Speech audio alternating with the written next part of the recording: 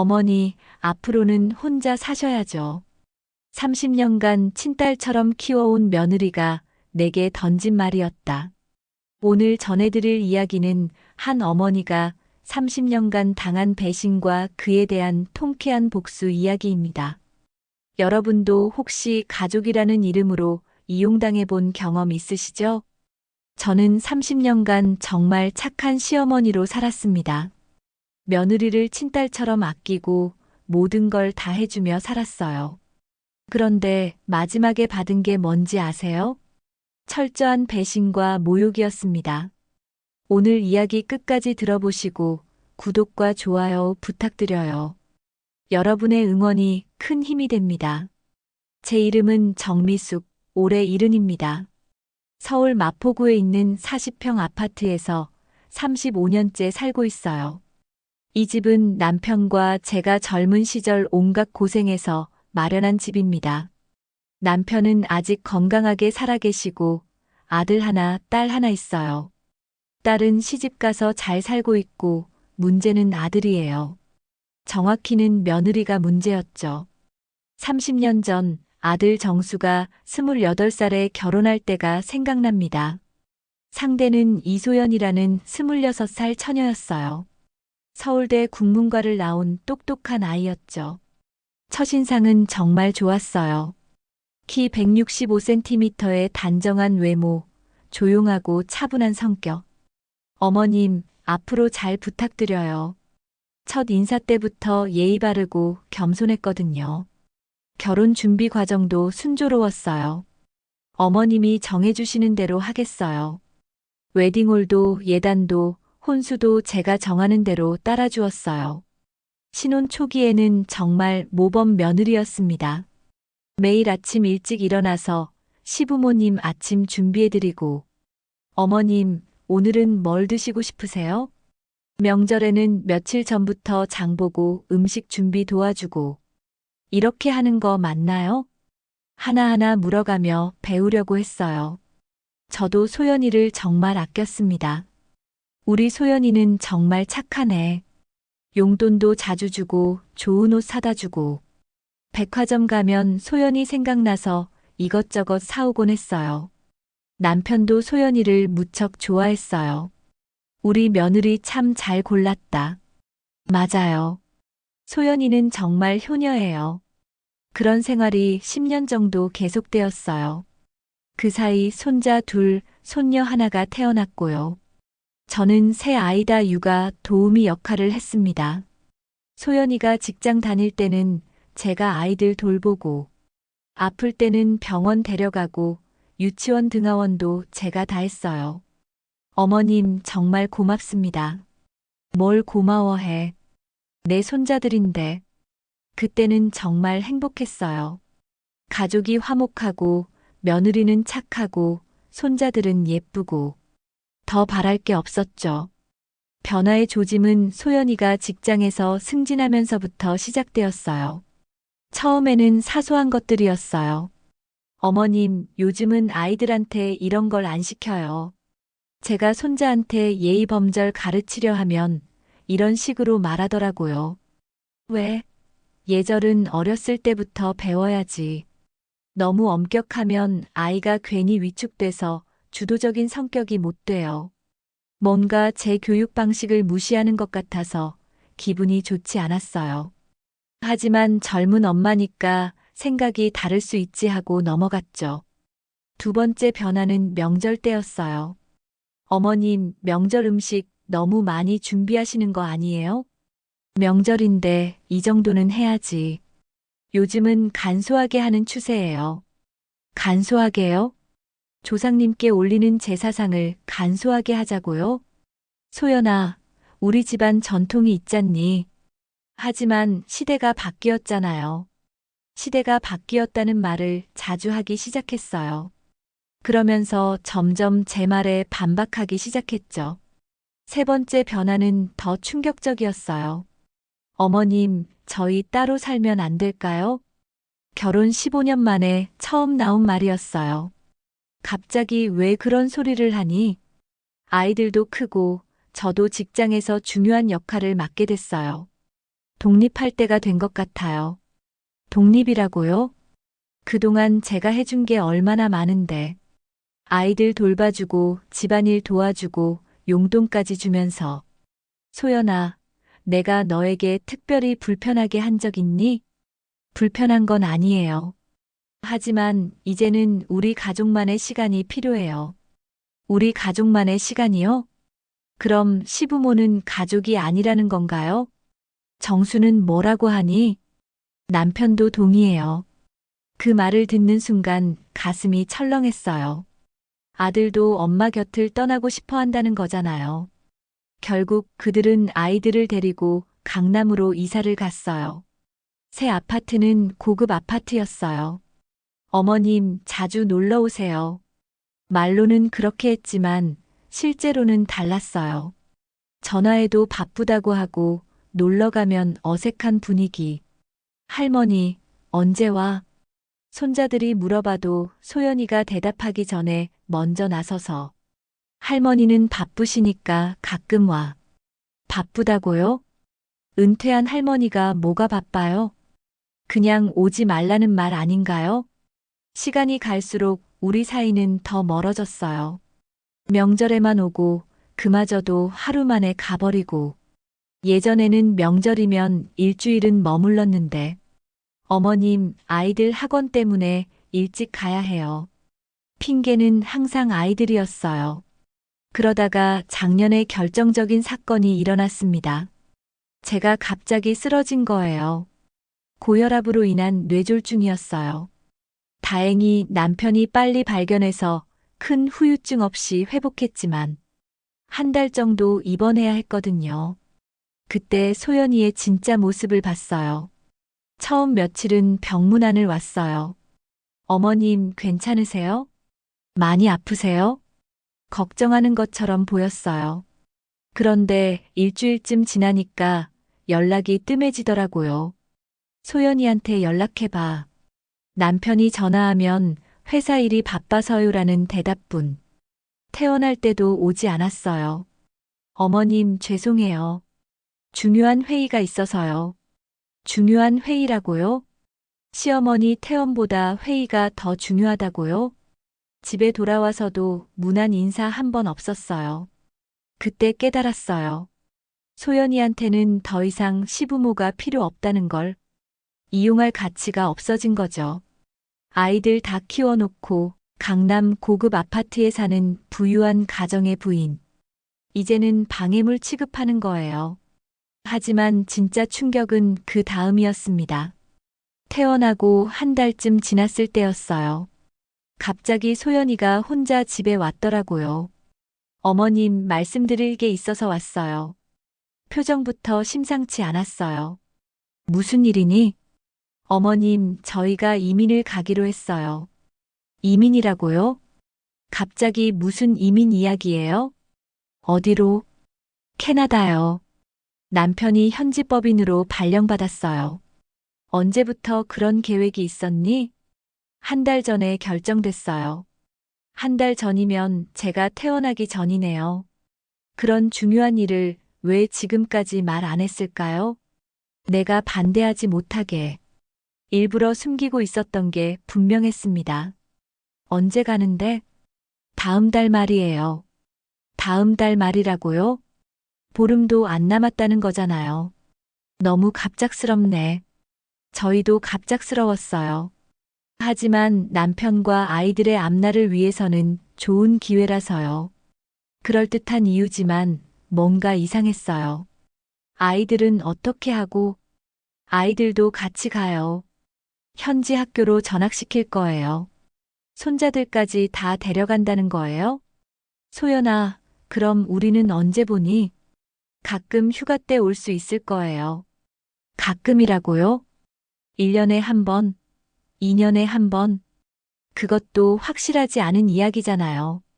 어머님, 사실 더 말씀드릴 게 있어요. 더 있다고요? 저희가 이사 가면서 이 아파트를 팔기로 했어요. 이 아파트를 판다고요? 강남 아파트 말하는 거예요? 갑자기 왜?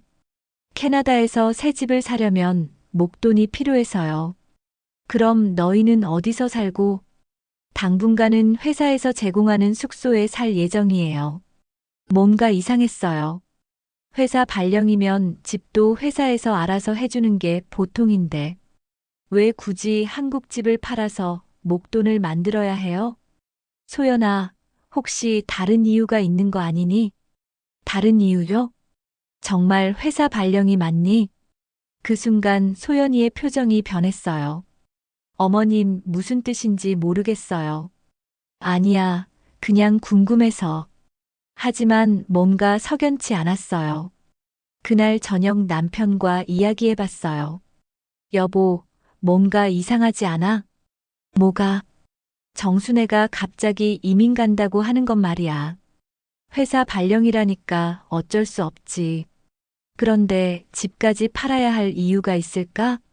글쎄, 목돈이 필요하다니까 그런 거겠지. 외국이니까 돈이 좀 들겠어? 남편은 별로 의심하지 않는 것 같았어요. 하지만 저는 계속 찜찜했어요. 며칠 후 우연히 진실을 알게 되었습니다. 정순애가 아파트 계약할 때 큰 도움을 주셨던 부동산 사장님이었어요. 어머님, 안녕하세요. 아, 안녕하세요. 요즘 잘 지내죠? 네, 그럭저럭요. 그런데 며느리분이 곧 퇴사한다고 들었어요. 퇴사라고요? 이민 간다고 하더라고요. 이민이요? 무슨 이민이에요? 어, 모르셨어요? 그 순간 머릿속이 하얘졌어요. 내가 전혀 모르는 사실이라는 걸 눈치챈 부동산 사장님은 우물쭈물 하다가 말을 이어갔어요. 듣기로는 아들분이 빚이 많다고 들었어요. 전 그래서 아파트 처분하고 캐나다로 이민을 가시는 줄 알았어요. 사업 실패? 빚? 혹시 어머님한테 말 안 했나요? 그 사람도 당황하는 것 같았어요. 아, 제가 실수한 것 같네요. 죄송해요. 그러고는 급히 사라져 버렸어요. 집에 와서 남편한테 말했어요. 여보, 정수가 사업 실패했나 봐. 뭔 소리야? 소연이 직장 동료가 그러는데 빚이 많다고 하더라. 설마 그럴 리가. 하지만 며칠 후 확인됐어요. 정수가 몰래 집에 와서 남편한테 털어놓은 거예요. 아버지, 죄송해요. 뭐가? 사업이 망했어요. 빚이 10억 정도 있어요. 10억이라고요? 대체 뭐가 어떻게 된 거니? 친구와 같이 시작한 사업이 잘못됐어요. 보증을 서줬는데 친구가 잠적했어요. 그래서 이민이 아니라 야반도주였던 거예요. 강남 아파트 팔아서 빚을 갚을 거예요. 그럼 너희는 어떻게 살고? 당분간은 지방으로 내려가서 살 생각이에요. 지방으로 내려간다고요? 그럼 이민이라는 건 다 거짓말이었네요. 엄마한테는 말 안 했어요. 걱정시키고 싶지 않아서요. 걱정시키고 싶지 않아서라고요?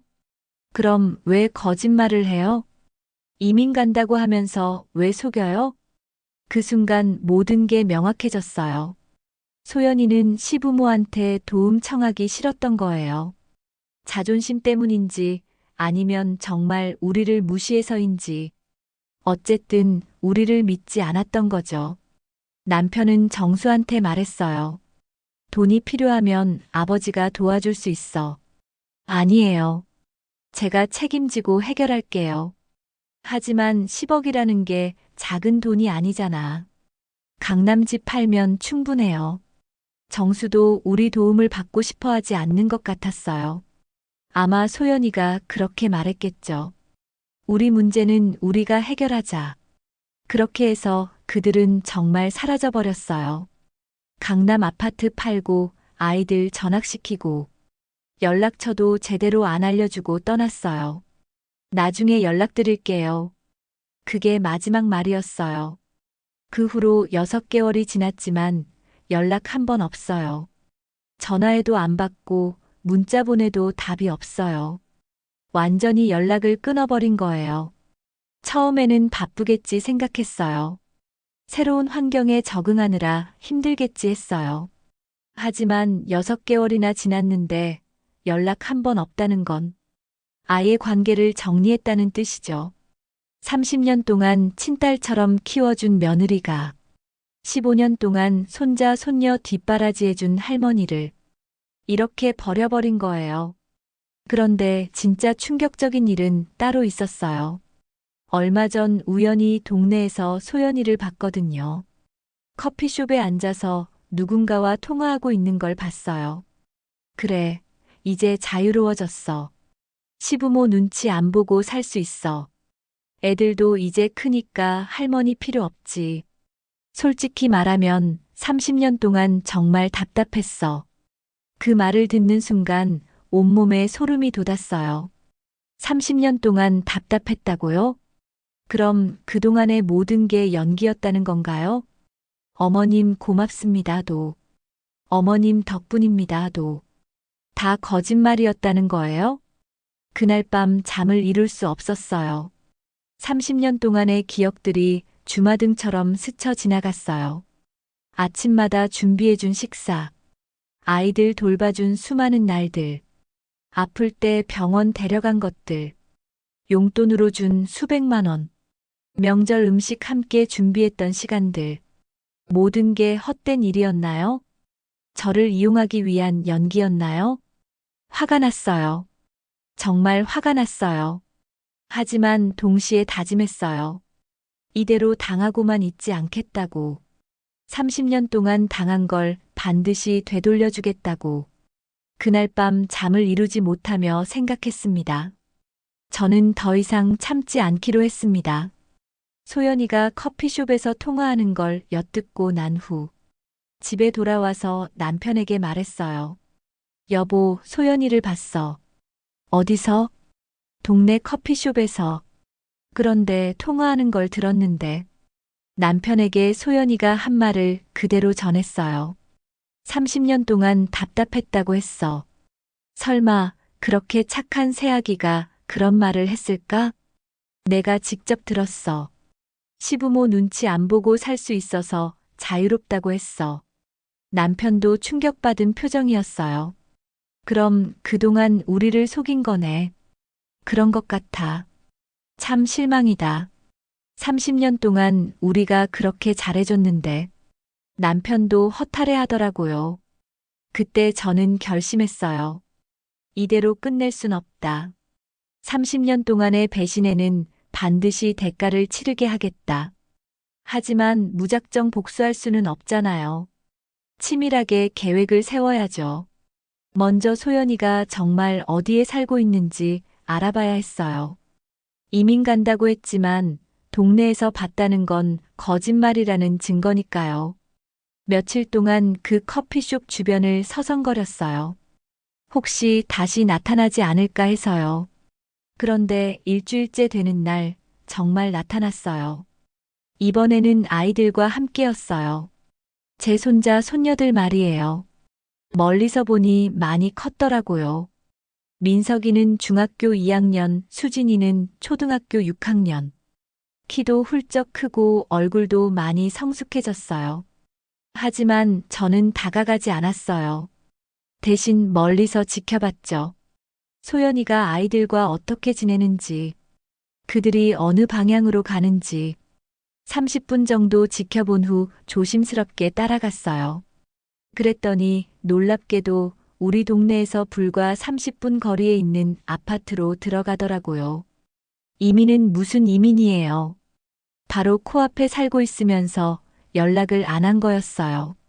집으로 돌아와서 그 아파트를 인터넷으로 검색해 봤어요. 시세가 8억 정도 되는 중형 평수더라고요. 강남 아파트 팔아서 빚 갚고 여기 산 거네요. 그런데 뭔가 이상했어요. 빚이 10억이라고 했는데 강남 아파트가 15억이었으니까. 빚 갚고 나면 5억이 남는데 8억짜리 집을 어떻게 샀을까요? 대출을 받았나? 아니면 다른 수입이 있나? 궁금해서 며칠 더 관찰해 봤어요. 그랬더니 더 놀라운 사실을 발견했습니다. 소연이가 매일 아침 정장 차림으로 나가는 거예요. 출근하는 모습이었어요. 이상했어요. 분명히 회사 그만뒀다고 들었는데 혹시 새로운 직장을 구한 건가? 더 자세히 알아보기 위해 동네 부동산에 갔어요. 아, 거기 아파트 말씀이시구나. 한 6개월 전쯤 현금으로 사셨어요. 현금으로 샀다고요? 8억을 현금으로. 뭔가 이상했어요. 아파트 공동 현관으로 들어가 편지함을 확인해 봤어요. 정정수 귀하. 우리 아들 이름은 정민수인데 청구서에 적힌 이름이 달랐어요. XX 캐피탈 이소연님. 며느리 이름은 맞아요. 며느리가 두 집 살림하는 것도 아니고 어째서 아들 이름이 달라져 있는 거지. 집에 와서 곰곰 생각해 봤어요.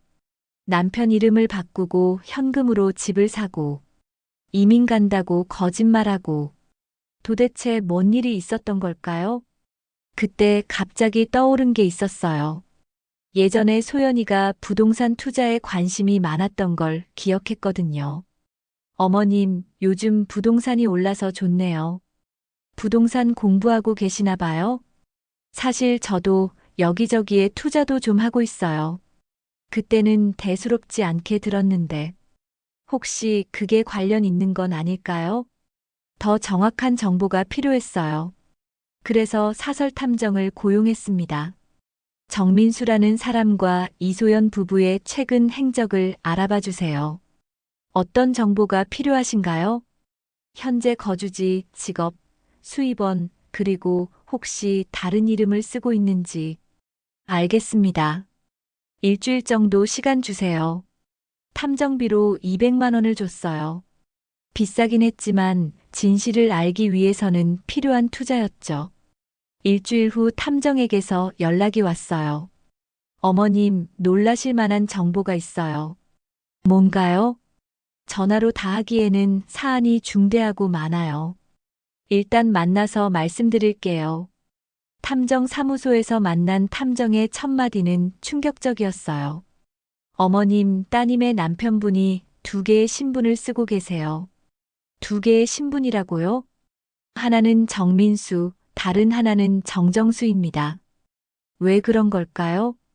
아마도 채무를 피하기 위한 것 같습니다. 채무를 피하기 위해 자세히 설명해 주세요. 탐정이 준비해온 서류를 보여주며 설명했어요. 정민수 명의로는 10억의 채무가 있습니다. 말씀하신 대로 사업 실패로 인한 것이고요. 그럼 정정수 명의는 깨끗해요. 아무 채무도 없습니다. 어떻게 그런 게 가능해요? 합법적인 방법은 아닙니다. 아마 가족이나 지인의 주민번호를 이용했을 가능성이 높아요. 가족의 주민번호라고요? 그럼 혹시 탐정님, 혹시 그 정정수라는 신분이 언제 만들어진 건지 아세요? 한 2년 전쯤으로 보입니다. 2년 전이면 제가 뇌졸중으로 쓰러지기 전이네요. 갑자기 섬뜩한 생각이 들었어요. 혹시 이소연 씨 직업은 뭔가요? 부동산 중개업을 하고 있어요. 부동산 중개업이라고요? 언제부터요? 1년 반 전부터요. 그럼 회사 그만둔 게 맞네요. 수입은 어느 정도 되나요? 월 평균 800만 원에서 1000만 원 정도 됩니다. 월 1000만 원이라고요? 그럼 연 1억이 넘는 수입이네요. 어떻게 그렇게 많이 버나요? 강남 쪽 고급 부동산을 전문으로 중개하고 있어요. 수수료가 높죠. 이제 이해됐어요. 소연이는 이미 2년 전부터 계획을 세우고 있었던 거예요. 남편이 사업 실패할 것을 예상하고 미리 새로운 신분을 만들고 자신은 부동산 중개업으로 새로운 수입원을 만들고 정말 치밀한 계획이었어요. 탐정님, 혹시 더 자세한 자료가 있나요? 네, 여기 있어요. 탐정이 두꺼운 파일을 건네줬어요. 집에 와서 그 파일을 자세히 읽어봤어요. 정말 놀라운 내용들이 가득했어요.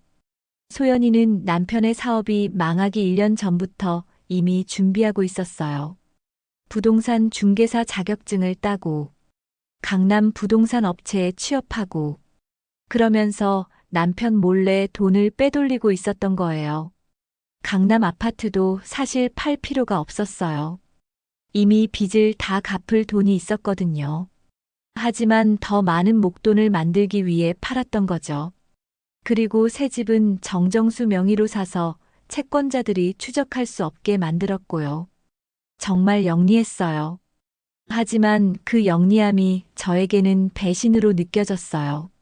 30년 동안 가족이라고 생각했던 사람이 이렇게 치밀하게 계획을 세워서 저희를 속였다니.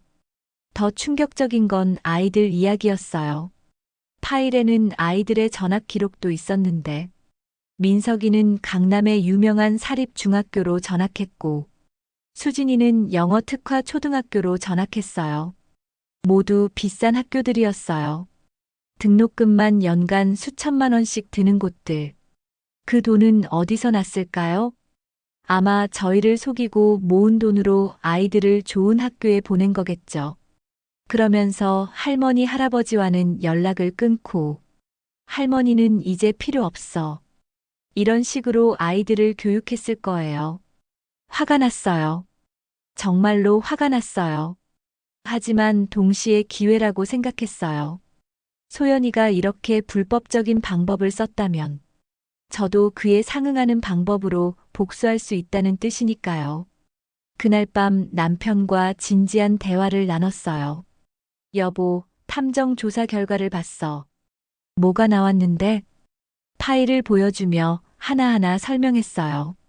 정정수라는 가짜 신분, 부동산 중개업으로 번 돈, 아이들의 비싼 사립학교, 모든 걸 들은 남편은 말을 잃었어요. 이럴 수가. 자식이라고 키워놨더만 며느리랑 쌍으로 우리를 능멸하다니. 여보, 우리가 이대로 당하고만 있을 수 없어. 그렇다고 지금 당장 뭘 할 수 있겠어? 있어. 방법이 있어. 제가 세운 계획을 남편에게 말했어요. 첫 번째는 가짜 신분 사용 사실을 국세청에 신고하는 것. 두 번째는 부동산 중개업체에 불법 행위 신고하는 것. 세 번째는 채권자들에게 진짜 거주지 알려주는 것. 그렇게 하면 아들네가 큰 공경에 빠지겠네. 당연하지. 30년 동안 우리를 속인 대가야. 남편은 처음에는 망설였어요. 그래도 우리 며느리인데. 며느리라고? 30년 동안 시부모 눈치 보느라 답답했다고 한 사람이 무슨 며느리야? 손자들은 어떻게 해? 손자들도 할머니 필요 없다고 생각하니까 상관없어. 남편도 결국 동의했어요. 알았어. 당신이 하고 싶은 대로 해. 다음 날부터 본격적인 복수를 시작했습니다. 먼저 국세청 신고부터 했어요. 가짜 신분을 사용해서 탈세하는 사람이 있어요. 자세한 내용을 말씀해 주세요. 정민수와 정정수의 신분 이중 사용, 부동산 중개업 수입 은닉, 아파트 구입 시 자금 출처 불분명, 모든 증거 자료와 함께 신고했어요. 두 번째로 부동산 업체에 신고했습니다. 불법적인 방법으로 중개업을 하는 직원이 있어요. 어떤 불법인가요? 가짜 신분 사용, 소득 은닉, 고객 기만. 이것도 증거 자료와 함께 신고했어요. 세 번째로 아들의 채권자들을 찾아서 연락했습니다. 탐정이 알아본 정보로 채권자 명단을 구했거든요. 정민수가 어디에 숨어 있는지 아세요? 모르겠어요. 연락이 안 돼서 찾고 있어요. 제가 정확한 주소 알려드릴게요. 채권자들에게 소연인의 새 주소를 알려줬어요. 정정수라는 가짜 이름을 쓰고 있다는 것도 알려줬고요. 마지막으로 아이들이 다니는 학교에도 연락했습니다. 혹시 민석이 아버지 이름을 확인해 주실 수 있나요? 정정수로 등록되어 있네요. 실제 이름은 정민수예요. 서류를 허위로 작성한 것 같은데요. 학교 측도 놀라더라고요. 확인해 보겠습니다. 모든 준비가 끝났어요. 이제 기다리기만 하면 됐죠. 소연이가 어떤 결과를 맞게 될지. 일주일 후부터 효과가 나타나기 시작했어요. 첫 번째는 국세청 조사였어요. 소연이네 집 앞에 국세청 차가 와 있더라고요. 세무조사관들이 서류를 들고 들어가는 걸 봤어요. 아마 가짜 신분 사용과 소득 은닉에 대해 조사하는 거겠죠. 두 번째는 부동산 업체였어요. 소연이가 다니던 회사에서 연락이 왔나 봐요. 급히 회사로 불려가더라고요. 아마 해고 통보를 받았을 거예요. 세 번째는 채권자들이었어요. 소연이네 집 앞에 낯선 사람들이 나타나기 시작했어요. 채권 추심업체 사람들 같더라고요. 정민수 씨 맞죠? 여기 살고 계시죠? 소연이가 당황하는 모습이 보였어요. 네 번째는 학교였어요. 아이들이 학교에서 일찍 돌아오더라고요. 아마 서류 문제로 곤란한 상황이 생겼나 봐요. 모든 게 한꺼번에 터진 거예요. 소연이는 완전히 패닉 상태가 됐을 거예요. 30년 동안 저를 속인 대가를 톡톡히 치르고 있는 거죠. 하지만 이건 시작일 뿐이었어요. 진짜 복수는 따로 있었거든요. 며칠 후 소연이가 직접 우리 집에 찾아왔어요. 30년 만에 처음으로 먼저 찾아온 거였죠. 현관문을 열어보니 소연이가 서 있더라고요. 얼굴이 완전히 초췌해져 있었어요. 어머님, 어머님은 무슨 어머님이야. 30년 동안 답답했던 사람이. 소연이가 깜짝 놀라더라고요. 어머님, 그게 무슨. 커피숍에서 통화하는 거 다 들었어. 이민 간다면서 동네에 살고 있는 것도 다 알고 있어. 소연이 얼굴이 새파래졌어요. 어머님, 그건 가짜 이름 쓰는 것도 돈 숨기는 것도 다 안다고. 이제야 상황을 파악한 것 같더라고요. 어머님이 신고하신 건가요? 그래. 내가 다 신고했어. 어떻게 그럴 수 있어요? 어떻게라고? 30년 동안 나를 속인 사람이 무슨 면목으로? 소연이가 갑자기 무릎을 꿇더라고요. 어머님 잘못했어요. 용서해 주세요. 지금 와서 용서를 빌어. 정말 잘못했어요. 다시는 그런 일 없을게요. 하지만 이미 늦었어요. 30년 동안의 배신을 몇 마디 사과로 용서할 수는 없잖아요. 소연아, 너는 30년 동안 나를 이용만 했잖아. 아니에요. 진심으로 어머님을 모셨어요. 진심이라고? 답답했다고 한 게 진심이야? 그건 제가 힘들 때 한 말이에요. 힘들 때 본심이 나오는 거잖아. 소연이가 울기 시작했어요. 어머님, 제발 도와주세요. 아이들 때문에라도. 아이들, 할머니 필요 없다는 그 아이들. 그런 게 아니에요. 그럼 왜 6개월 동안 연락 한 번 안 했어? 대답할 말이 없나 봐요. 소연아, 이제 끝이야. 우리 관계는 여기서 끝이다. 어머님, 제발. 나가. 다시는 얼굴 보이지 마. 소연이를 집에서 내쫓았어요. 30년 만에 처음으로 며느리에게 화를 낸 거였죠. 그날 밤 남편이 말했어요. 당신이 잘한 것 같아. 그래. 30년 동안 우리가 너무 당한 거야. 이제야 정신이 든 거지. 앞으로는 우리끼리 살자. 그래, 그게 낫겠어. 소연이는 그 후로도 몇 번 더 찾아왔어요. 하지만 저는 문도 안 열어줬어요. 전화도 받지 않았고요. 완전히 관계를 끊어버린 거예요. 30년 동안의 인연을 말이에요. 며칠 후 들리는 소식에 따르면 소연이는 세무조사로 수억 원의 추징금을 물게 됐대요. 부동산 회사에서도 해고당했고요. 채권자들의 추심도 시작됐고요. 아이들은 학교에서 문제가 생겨서 전학을 가야 한대요. 모든 게 한꺼번에 무너진 거죠. 30년 동안 저를 속인 대가를 치르고 있는 거예요. 하지만 저는 전혀 미안하지 않았어요. 오히려 속이 시원했어요. 마침내 복수를 해낸 거니까요. 소연이를 내쫓고 난 다음 날부터 동네가 시끌시끌해졌어요. 소연이네 아파트 앞에 계속 사람들이 몰려들었거든요. 첫 번째로 온 사람들은 국세청 조사관들이었어요. 검은 승용차 2대가 아파트 주차장에 서 있더라고요. 세무조사 나왔습니다. 정장 입은 사람들이 서류 가방을 들고 소연이네 집으로 올라갔어요. 저는 멀리서 지켜보며 속으로 쾌재를 불렸죠. 드디어 시작됐구나. 조사관들은 하루 종일 소연이네 집에 있었어요. 온갖 서류들을 가져가더라고요. 컴퓨터며 통장이며 부동산 관련 서류들까지. 소연이 얼굴은 완전히 새파래져 있었어요. 두 번째로 온 사람들은 부동산 회사 사람들이었어요. 소연이가 다니던 회사의 상사로 보이는 사람이 와서 1시간 정도 이야기를 나누더니 화를 내면서 나가더라고요. 이런 식으로 일하면 회사 망신이야. 당장 사표 써. 소연이가 쫓겨나듯이 따라 나오는 모습을 봤어요. 아마 즉시 해고당한 것 같더라고요. 세 번째로 온 사람들이 가장 볼만했어요. 채권 추심업체 사람들이었거든요. 덩치 큰 남자 둘이 소연이네 집 앞에서 기다리고 있더라고요. 정민수 씨 맞죠? 빚 갚을 의사 있으신가요? 소연이가 당황해하며 대답하는 모습이 보였어요.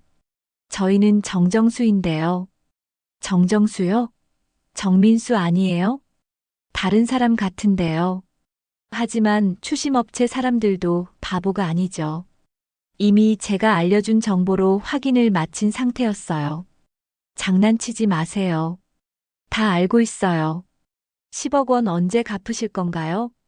소연이가 완전히 당황해서 집 안으로 들어가 버렸어요. 하지만 추심업체 사람들은 매일 찾아왔어요. 아침에도 와서 기다리고 저녁에도 와서 기다리고 소연이는 집에서 나오기도 무서워하는 것 같았어요. 네 번째로 찾아온 사람들은 아이들 학교 관계자들이었어요. 교감 선생님으로 보이는 사람이 와서 소연이와 한참 이야기를 나누더라고요. 서류에 문제가 있어서 왔습니다. 아버지 이름이 다르게 적혀 있는데요. 이런 경우에는 전학을 가셔야 할 수도 있어요. 소연이가 애걸복걸하는 모습까지 보였어요. 하지만 학교 측도 원칙대로 처리하는 것 같더라고요. 이런 일들이 일주일 내내 계속됐어요. 소연이네 집은 완전히 포위된 상태였죠. 국세청 채권자 학교 관계자들이 번갈아가며 찾아오고 소연이는 집에서 나오지도 못하고 숨어 지내는 것 같았어요. 그런 모습을 보며 저는 정말 통쾌했어요. 30년 동안 나를 속인 대가를 제대로 치르고 있구나. 하지만 이것만으로는 부족했어요. 진짜 복수는 따로 있었거든요. 며칠 후 소연이가 또 우리 집에 찾아왔어요. 이번에는 아이들과 함께였어요. 민석이와 수진이를 데리고 온 거였죠. 초인종이 울려서 문을 열어보니 소연이가 무릎을 꿇고 있었어요. 어머님, 제발 한 번만 용서해 주세요. 아이들도 옆에서 어리둥절한 표정이었어요. 할머니, 민석이가 조심스럽게 말을 걸더라고요. 6개월 만에 보는 손자였어요. 많이 컸더라고요. 키도 크고 목소리도 굵어지고 수진이도 많이 달라져 있었어요. 예전보다 더 예뻐졌지만 표정이 어둡더라고요. 할머니, 엄마가 할머니한테 잘못했다고 해요. 수진이가 말했어요. 뭘 잘못했는지 너희들이 알고 있니? 모르겠어요. 엄마가 자세히 안 말해줘서. 역시 소연이는 아이들한테 진실을 말하지 않았나 보네요. 너희 엄마는 30년 동안 할머니를 속였어. 속였다고요? 할머니가 답답하다고 했어. 할머니 필요 없다고도 했고.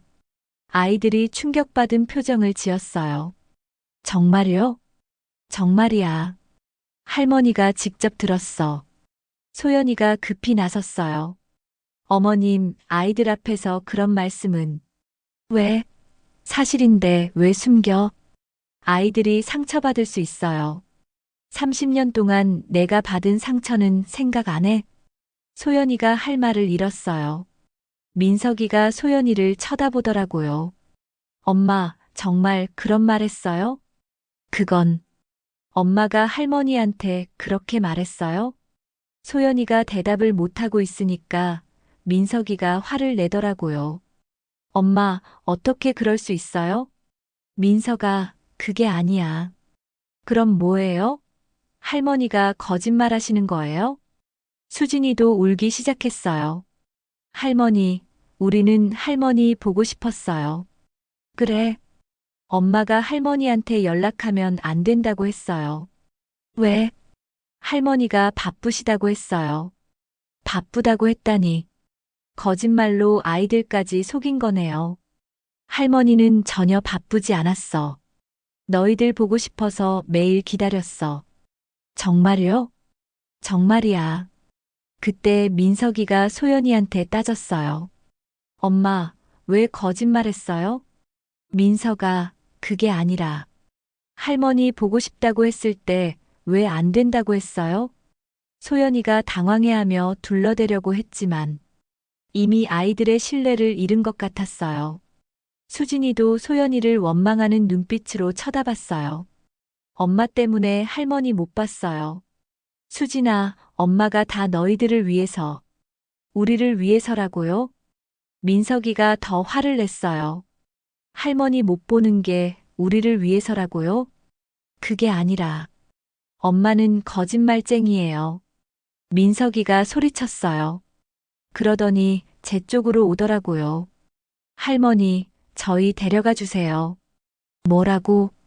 엄마랑 같이 살기 싫어요. 수진이도 따라왔어요. 저도요. 할머니랑 살고 싶어요. 아이들이 저를 붙잡고 놓지 않더라고요. 소연이는 완전히 패닉 상태가 됐어요. 민서가 수진아, 엄마한테 와. 하지만 아이들은 저한테서 떨어지지 않았어요. 할머니, 정말 데려가 주세요. 엄마는 맨날 거짓말만 해요. 할아버지도 보고 싶어요. 아이들이 울면서 매달렸어요. 그 모습을 보니 마음이 아팠어요. 아이들도 피해자인 거죠. 엄마의 거짓말 때문에 할머니를 그리워하면서도 만나지 못했던. 하지만 동시에 이것도 소연이가 받아야 할 벌이라고 생각했어요. 자식들한테까지 외면받는 것. 그게 30년 동안 저를 속인 대가죠. 할머니, 저희를 버리지 마세요. 민석이가 애절하게 말했어요. 할머니는 너희를 버린 적 없어. 너희 엄마가 할머니를 버린 거야. 그럼 이제 저희랑 살아주세요. 그러고 싶지만 그럴 수는 없어. 왜요? 너희 엄마가 허락하지 않을 테니까. 소연이가 급히 나섰어요. 어머님, 아이들을 이용하지 마세요. 이용이라고? 내가 언제 이용했어? 아이들한테 저를 나쁘게 만들고 계세요. 너를 나쁘게 만든 게 아니라 사실을 말한 거야. 아이들이 상처받잖아요. 30년 동안 내가 받은 상처는 소연이가 할 말을 잃었어요. 그때 수진이가 소연이한테 말했어요. 엄마, 할머니한테 진짜로 사과해요. 수진아, 엄마가 이미 사과했잖아. 진짜 사과 말이에요. 무릎 꿇고 울면서요. 민석이도 거들었어요. 엄마가 잘못한 거 맞잖아요. 그럼 제대로 사과해야죠. 아이들이 엄마를 압박하니까 소연이가 어쩔 수 없이 무릎을 꿇더라고요. 어머님, 정말 죄송합니다. 30년 동안 저를 속여서 죄송합니다. 거짓말해서 죄송합니다. 용서해 주세요. 하지만 저는 쉽게 용서할 생각이 없었어요. 소연아, 사과한다고 다 해결되는 게 아니야. 그럼 어떻게 해야 해요? 내가 저지른 일의 대가를 치러야지. 이미 충분히 치르고 있어요. 회사에서 잘렸고, 세금도 내야 하고. 그건 시작일 뿐이야. 소연이가 무서워하는 표정을 지었어요. 더 있다는 거예요? 당연하지. 30년 치고는 너무 가벼워. 어머님, 제발. 그때 제가 준비해둔 마지막 카드를 꺼냈어요. 소연아, 너 혹시 부동산 중개할 때 불법적인 일 더했지? 뭔 말씀이세요? 고객들 돈 빼돌린 것 말이야. 소연이 얼굴이 새파래졌어요. 그건 다 알고 있어. 탐정이 조사해서 증거도 있어. 사실 이건 추측이었어요. 하지만 소연이 반응을 보니 맞는 것 같더라고요. 어머님, 그건 오해예요. 오해라고? 그럼 고객들이 왜 소송 준비하고 있는데? 소송이요? 너 모르니? 벌써 3명이 너를 고소할 준비 중이야. 이것도 사실은 거짓말이었어요. 하지만 소연이는 믿는 것 같았어요. 완전히 공포에 질린 표정이었거든요. 어머님, 제발 도와주세요. 지금 와서 도움을 청해. 정말 잘못했어요. 다시는 그런 일 없을게요. 너무 늦었어. 그때 민석이가 소연이를 쳐다보더라고요. 엄마, 정말 그런 일까지 했어요? 민석아, 그게 아니야. 엄마는 범죄자예요? 범죄자 아니야. 그럼 할머니가 거짓말하시는 거예요? 소연이가 대답을 못하니까 아이들이 더 실망하더라고요. 수진이가 울면서 말했어요. 엄마, 왜 이런 일만 생겨요? 수진아, 엄마가 다 해결할게. 어떻게 해결해요? 돈도 없는데. 아이들도 집안 사정을 다 아는 것 같더라고요. 민석이가 한숨을 쉬며 말했어요. 할머니, 정말 저희를 도와줄 수 없어요? 도와주고 싶지만 너희 엄마가 30년 동안 할머니한테 한 일을 생각하면 저희가 대신 사과할게요. 사과로 해결될 일이 아니야. 그때 수진이가 갑자기 소연이한테 화를 냈어요. 엄마 때문에 우리가 이렇게 됐어요. 수진아, 할머니한테 나쁘게 하니까 이런 일이 생기는 거예요. 그게 아니야. 그럼 뭐예요? 엄마가 잘못 안 했으면 왜 이렇게 돼요? 아이들이 엄마를 원망하는 모습을 보니 복잡한 심정이었어요. 한편으로는 소연이가 받을 만한 벌이라고 생각했지만 다른 한편으로는 아이들이 불쌍하기도 했어요. 하지만 이것도 소연이가 자초한 일이죠. 30년 동안 저를 속이고 이용한 결과니까요. 그때 갑자기 아파트 경비실에서 연락이 왔어요. 801호에 손님이 찾아왔는데요. 누군데요? 채권 추심업체라고 하네요. 소연이 얼굴이 하얘졌어요. 어머님, 제발 숨겨주세요. 왜 내가 너를 숨겨줘야 해? 아이들 때문에라도. 아이들은 상관없잖아. 너만 나가면 돼. 그럼 저 어떡해요? 내가 알아서 해. 소연이가 절망적인 표정을 지었어요. 그때 추심업체 사람들이 올라왔어요. 정민수 씨 여기 계시죠? 현관문을 두드리는 소리가 들렸어요. 소연이가 떨면서 구석에 숨었어요. 어머님, 제발. 하지만 저는 문을 열어줬어요. 네, 여기 있어요. 어머님. 소연이가 당황했지만 이미 늦었어요. 추심업체 사람들이 들어와서 소연이를 봤거든요. 아, 여기 계셨네요. 언제 갚으실 건가요? 저희는 정정수인데요. 정정수나 정민수나 똑같은 사람이잖아요. 더 이상 숨지 마시고 협상합시다. 소연이가 완전히 궁지에 몰렸어요. 아이들 앞에서 이런 일이 벌어지니까 더욱 창피했겠죠. 민석이와 수진이는 무서워서 제 뒤로 숨었어요. 할머니, 저 사람들 누구예요? 아빠가 빌린 돈 받으러 온 사람들이야. 돈을 많이 빌렸어요? 10억 원 정도. 아이들이 놀랐어요. 10억 원이요? 그렇게 많은 돈을 어떻게 갚아요? 소연이는 추심업체 사람들과 이야기하느라 정신이 없었어요. 일단 분할 상환 계획을 세워보시죠. 한 달에 얼마나 갚을 수 있어요? 지금 수입이 없어서. 수입이 없다고요? 그럼 어떻게 살아요? 그게. 소연이가 대답을 못하고 있으니까 추심업체 사람이 말했어요.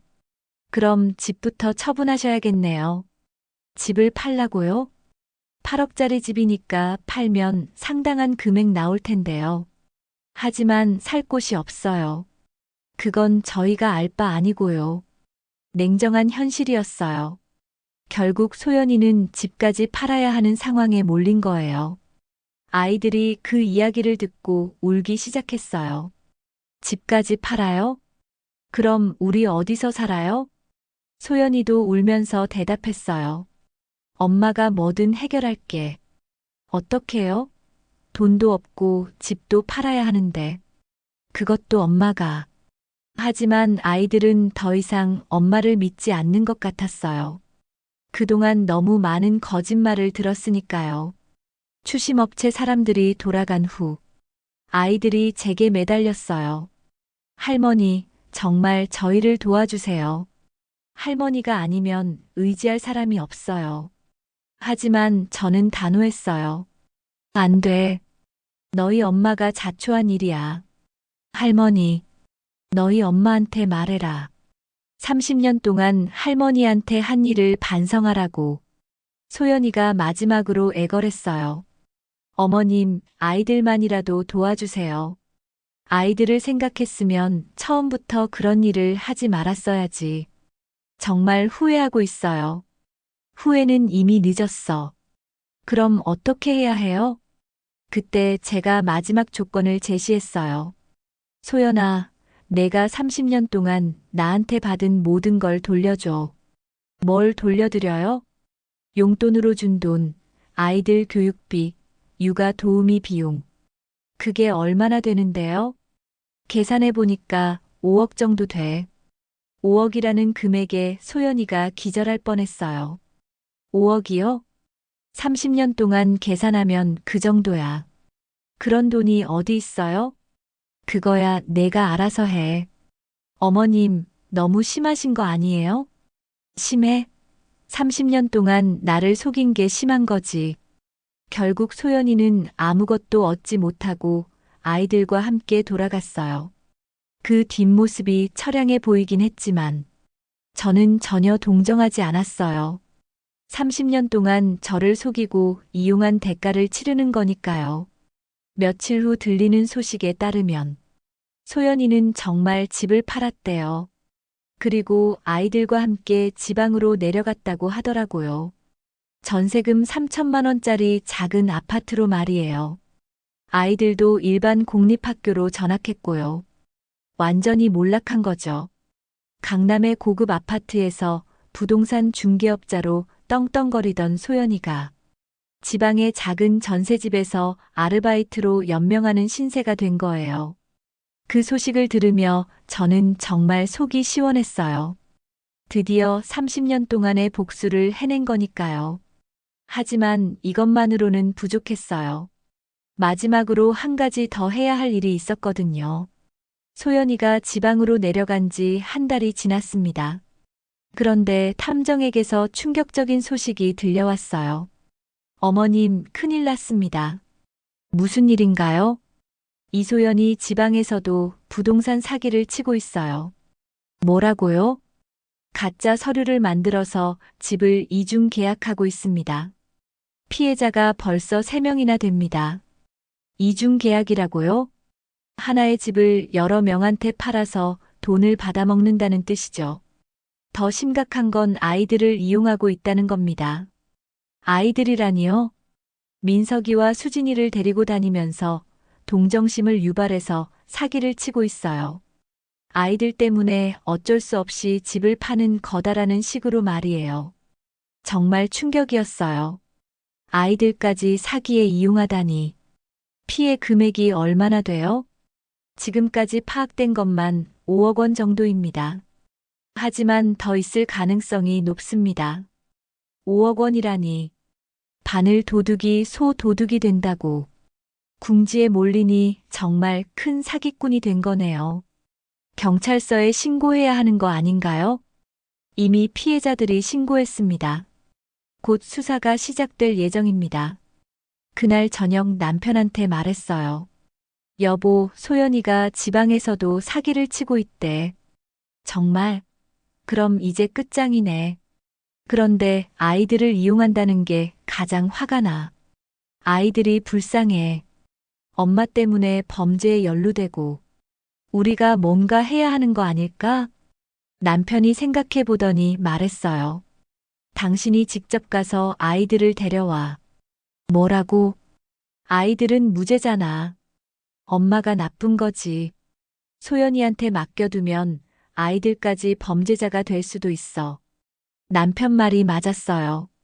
아이들은 정말 무죄니까요. 다음 날 바로 목포로 내려갔어요. 탐정이 알려준 주소로 찾아가니 정말 초라한 동네였어요. 반지하 원룸이라고 했는데 정말 살기 어려워 보이는 곳이었어요. 문을 두드렸더니 수진이가 나왔어요. 할머니, 수진아. 수진이가 저를 보고 얼마나 좋아하던지. 할머니, 정말 할머니세요? 그래, 할머니야. 어떻게 여기까지 오셨어요? 너희 보러 왔지. 집 안으로 들어가니 정말 말이 아니었어요. 가구라고는 작은 식탁 하나, 매트리스 2개가 전부였어요. 냉장고도 작은 미니 냉장고 하나뿐이었고요. 민석이는 어디 있니? 엄마랑 일하러 갔어요. 무슨 일? 수진이가 말을 못하고 머뭇거리더라고요. 수진아, 할머니한테 말해봐. 엄마가 말하지 말라고 했어요. 괜찮아. 할머니한테는 말해도 돼. 엄마가 집을 파는 일을 해요. 집을 판다고? 네. 그런데 뭔가 올바르지 않은 일을 하는 것 같아요. 역시 탐정 보고가 맞았네요. 민석이도 같이 다니니? 네. 엄마가 민석이 데리고 가야 일이 잘 된다고 해요. 왜? 사람들이 동정해준대요. 정말 화가 났어요. 아이들을 사기 도구로 이용하다니. 그때 밖에서 소연이 목소리가 들렸어요. 수진아, 집에 있니? 소연이가 민석이와 함께 들어왔어요. 저를 보고 깜짝 놀라더라고요.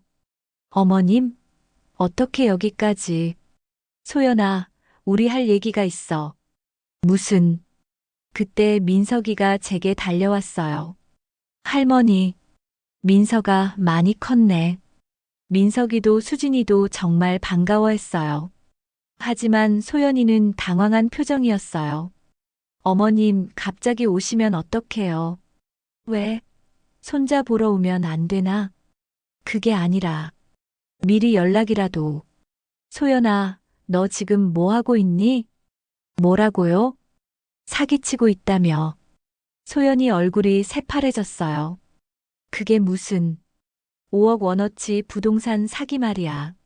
어머님, 그건 아이들까지 이용해서 사기치고 있다며. 소연이가 할 말을 잃었어요.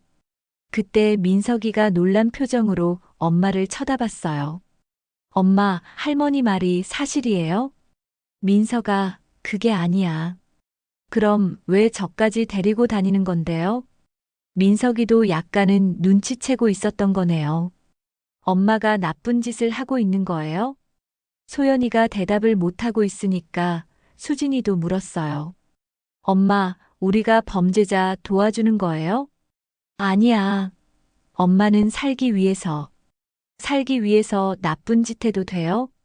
아이들이 엄마를 추궁하니까 소연이가 완전히 당황했어요. 너희들은 몰라도 돼. 엄마가 알아서 할게. 엄마, 저희는 이런 짓 하기 싫어요. 민석이가 단호하게 말했어요. 할머니, 저희 데려가 주세요. 뭐라고? 엄마랑 이런 나쁜 짓 하기 싫어요. 그 순간 소연이가 갑자기 돌변했어요. 너희들이 뭘 안다고 그래. 엄마가 얼마나 힘든지 알아? 이런 짓이라도 해야 너희가 밥을 먹고 살 수 있는 거야. 소연이의 진짜 모습이 드러났어요. 30년 동안 저한테 보여줬던 가면이 완전히 벗겨진 거죠. 내 할머니 때문에 이렇게 됐는데 이제 와서 뭐가 어째. 할머니가 신고해서 우리가 이렇게 된 거잖아. 완전히 본색을 드러내고 소리를 지르더라고요. 아이들이 무서워하며 제 뒤로 숨었어요. 할머니, 무서워요. 괜찮아. 할머니가 지켜줄게. 그때 소연이가 더욱 흥분해서 말했어요. 30년 동안 시어머니 노릇해줬는데 이게 뭐야? 은혜를 원수로 갚는다더니 딱 이거네. 내가 얼마나 고생했는데. 은혜라고요? 30년 동안 제가 해준 게 얼마나 많은데. 소연아, 은혜는 내가 너한테 베푼 거야. 뭐라고요?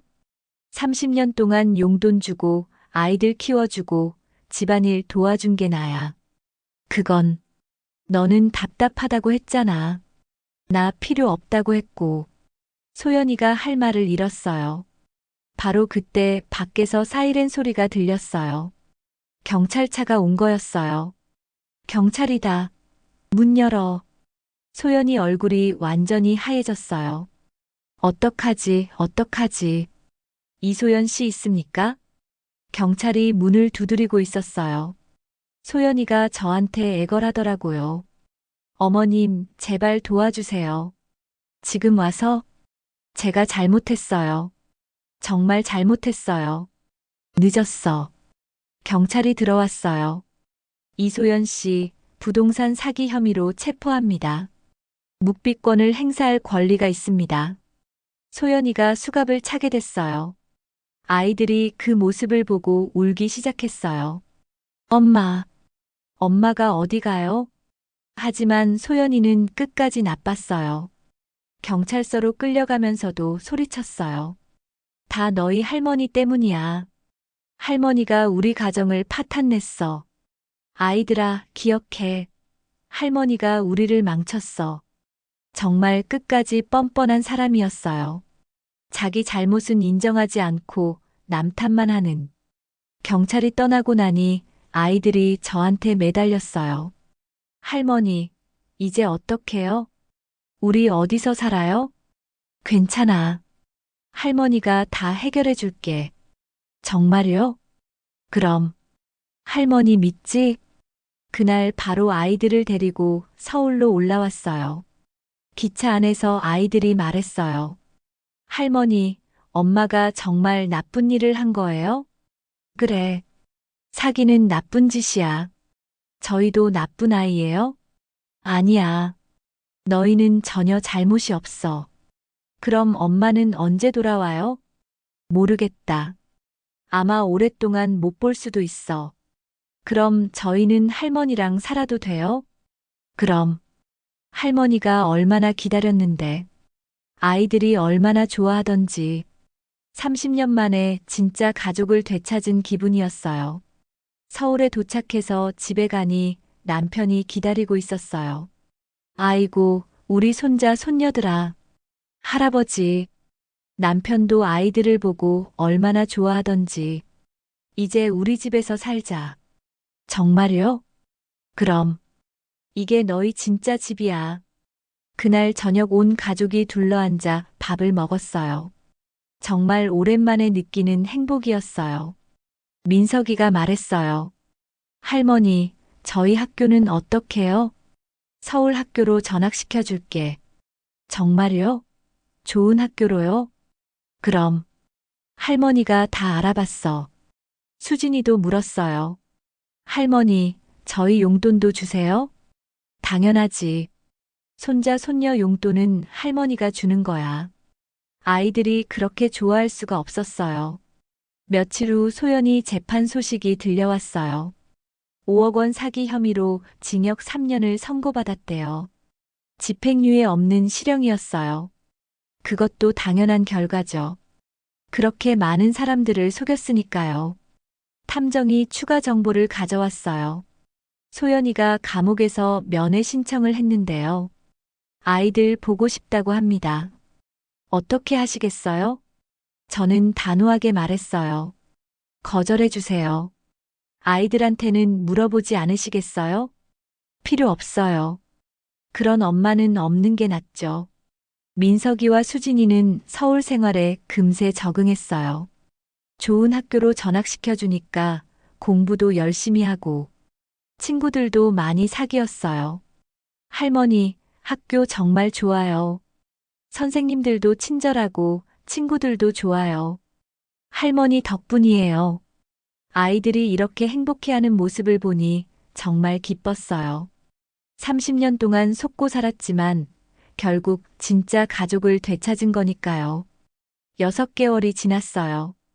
민석이는 고등학교에 진학했고 수진이는 중학교 2학년이 됐어요. 둘 다 공부도 잘하고 성격도 밝아졌어요.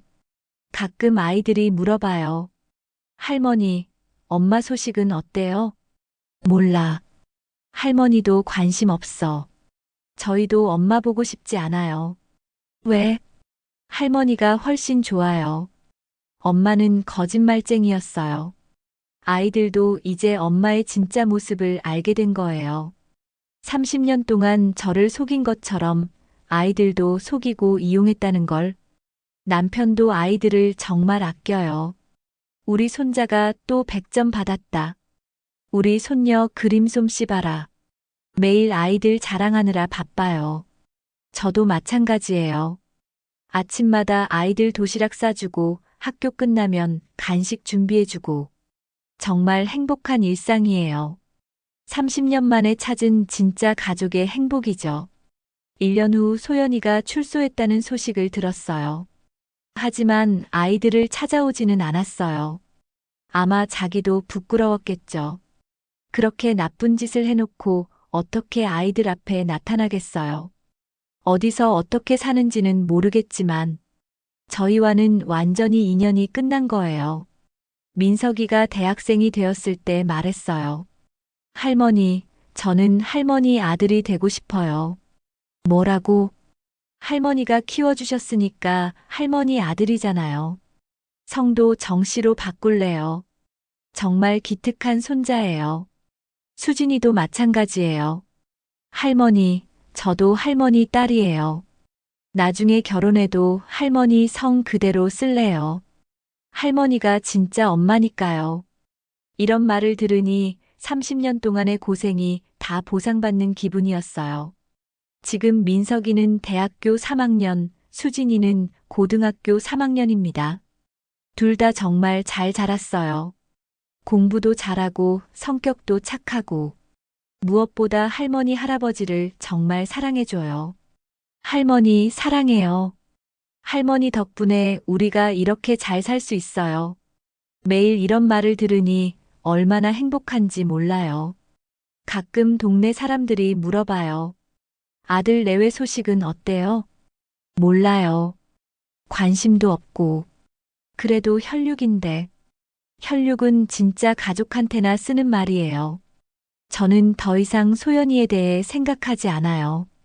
완전히 잊어버린 사람이에요. 30년 동안 저를 속이고 아이들까지 이용해서 범죄를 저지른 사람. 그런 사람은 가족이 아니죠. 대신 저에게는 진짜 가족이 생겼어요. 저를 진심으로 사랑해주는 손자, 손녀들. 매일 할머니 사랑해요라고 말해주는 아이들. 이게 진짜 가족이에요. 30년 동안의 긴 고생이 헛되지 않았어요. 결국 진짜 행복을 찾았으니까요. 여러분도 혹시 가족 때문에 고생하고 계시다면 기억하세요.